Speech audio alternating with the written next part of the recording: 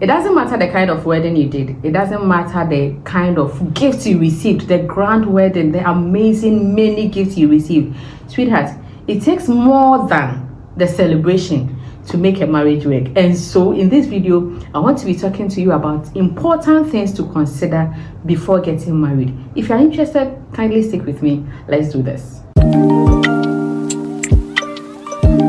Hello beautiful people, I welcome you back to my channel. This is Akua Nyameyie and this is my YouTube channel.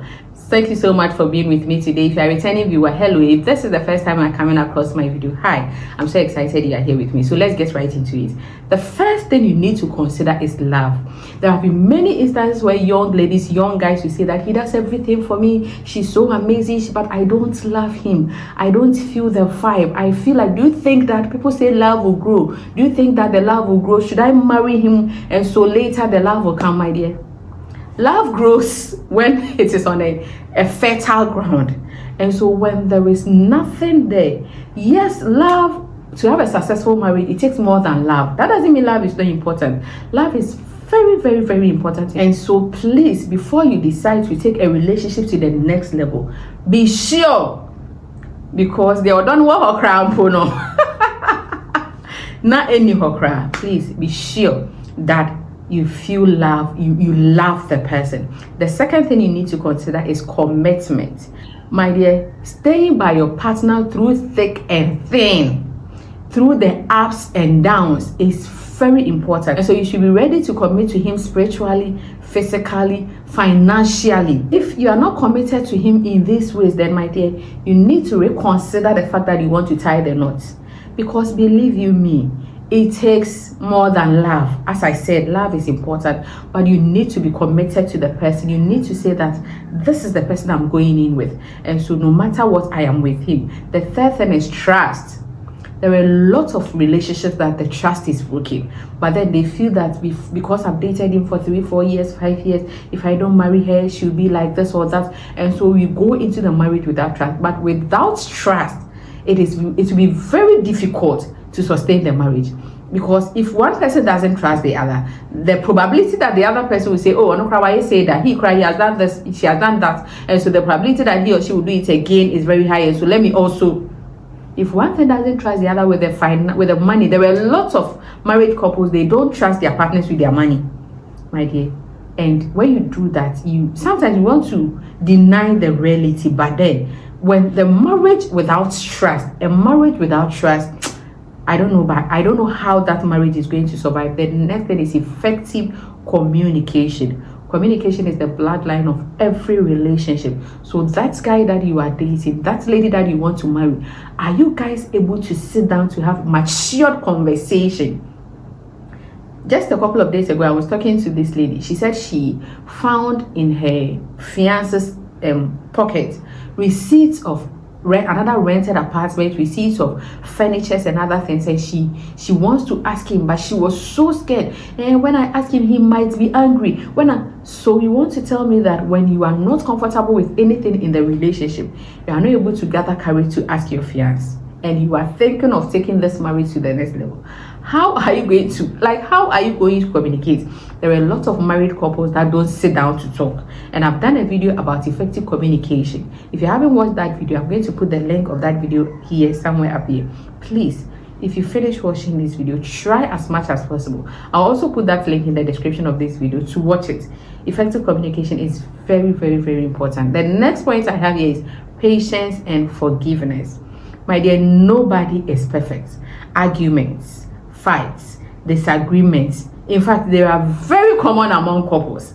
And so if you don't have patience to tolerate some things, and you are like, me dear, and as for me dear, my dear, it won't help. You are going to struggle in the marriage. Patience is very important. Forgiveness, sometimes, most of the times, advanced forgiveness.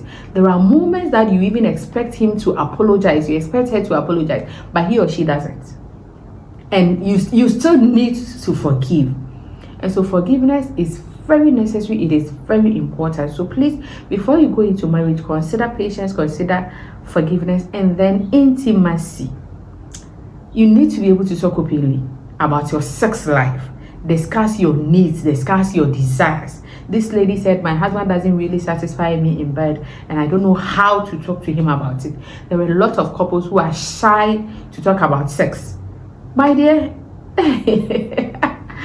I don't know why and how you are shy, but then consider this. Please, before you go into marriage, consider the person you are going to marry, that you will be able to talk openly about your sex life.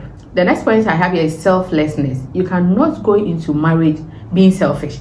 Selfish people are always dedicated to themselves. They show little interest in other people. They don't have patience. And so if you want to go into marriage, my dear, yes, I preach about self-love. But then self-love is not selfishness. You can love yourself and still love your partner, because the commandment is that you love your neighbor as yourself. So even as you are supposed to love yourself, you're also supposed to love your neighbor. And your spouse is the closest neighbor that you could ever have. And so please consider the fact that you cannot be selfish in marriage. The next point I have here is respect. It is very important to consider that you and your partner have mutual respect. Respect is supposed to be reciprocal. I respect you, you respect me.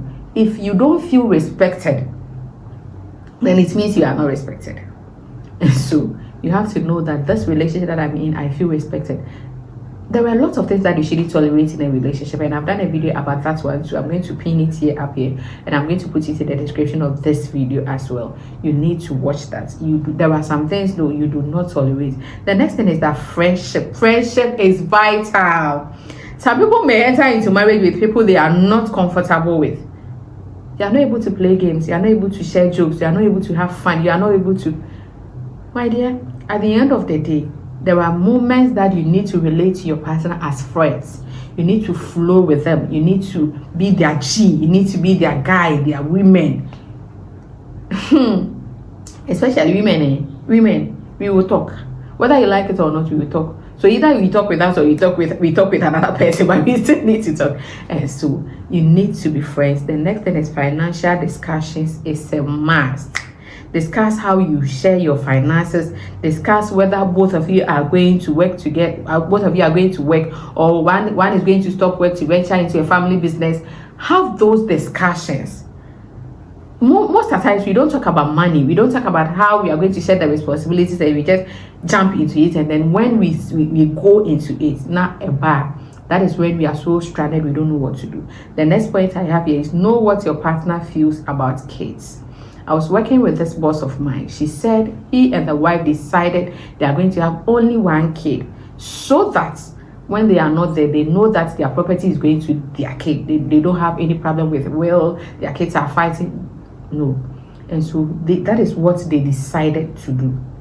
Have that discussion, especially when it's going to be a blended family. Maybe this one is coming into the marriage with a kid, another person is coming in a marriage with a kid. Yes, while everybody dreams of having a kid, there are some people who choose not to have kids, and so your partner can be one of them, and you want to know about it, especially the number of kids you are going to have. There are married couples who are married, the wife gets pregnant and the man gets angry and he's not talking to her.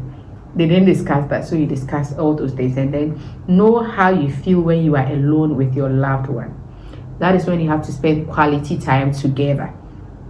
A lady said that when she visits her boyfriend, after 3 days she feels so uncomfortable and she wants to leave. And so when you are with your loved one, know how you feel. This is someone you are going to get stuck with for the rest of your life.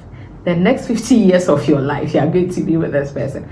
So death do you part, unless you decide to get divorced along the line, which I strongly recommend, unless the marriage is beyond repairs and it has to do with it is a threat to your life or the life of your kids. But aside that, you are going to be with this person for the rest of your life, and so learn to spend quality time together. When COVID came and there was lockdown, a lot of people wanted to run out of the house because they weren't so comfortable spending time with their partners. So please, and then this point is very important to me, premarital counseling.